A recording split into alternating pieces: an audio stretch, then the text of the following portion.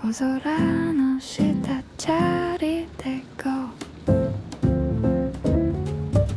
青空の下チャリで行こう。めっちゃええ天気の大阪シティ、迷路みたいな路地裏も太陽さんさん駆け抜けるで。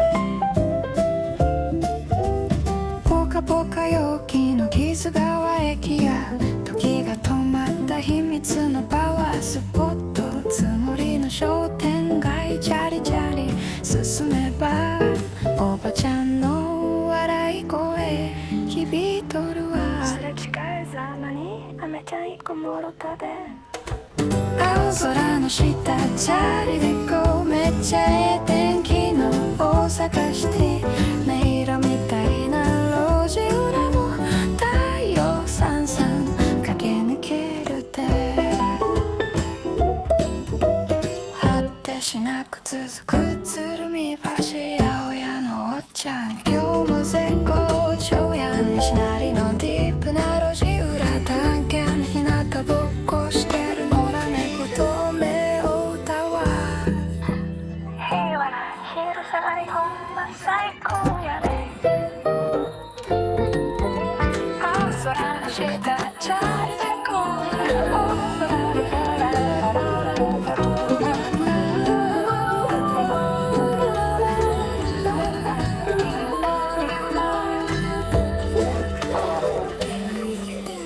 青空の下チャリで行こう。めっちゃええ天気の大阪シティ、迷路みたいな路地裏も太陽さんさん駆け抜けるで。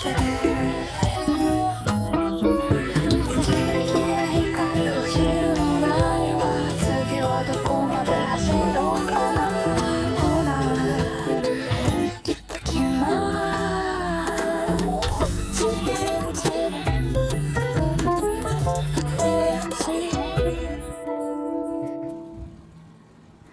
昭和にワープしてるみたい。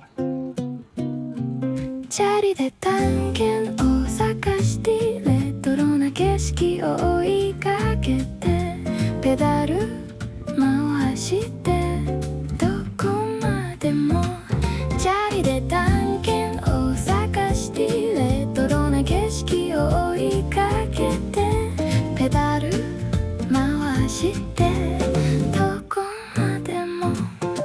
ポツンと静かな木津川駅、ここだけ時間がゆっくりやん。そのままつもりの商店街へ、錆びた看板もええ味出してるわ。お惣菜のコロッケ買い食いしようかな。チャリで探検大阪シティ、レトロな景色を追いかけてペダル回してどこまでも。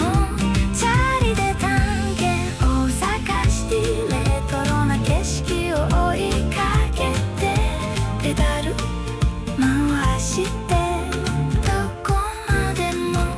ずらーっと長い鶴見橋商店街、行き交う自転車スイスイ避けるで。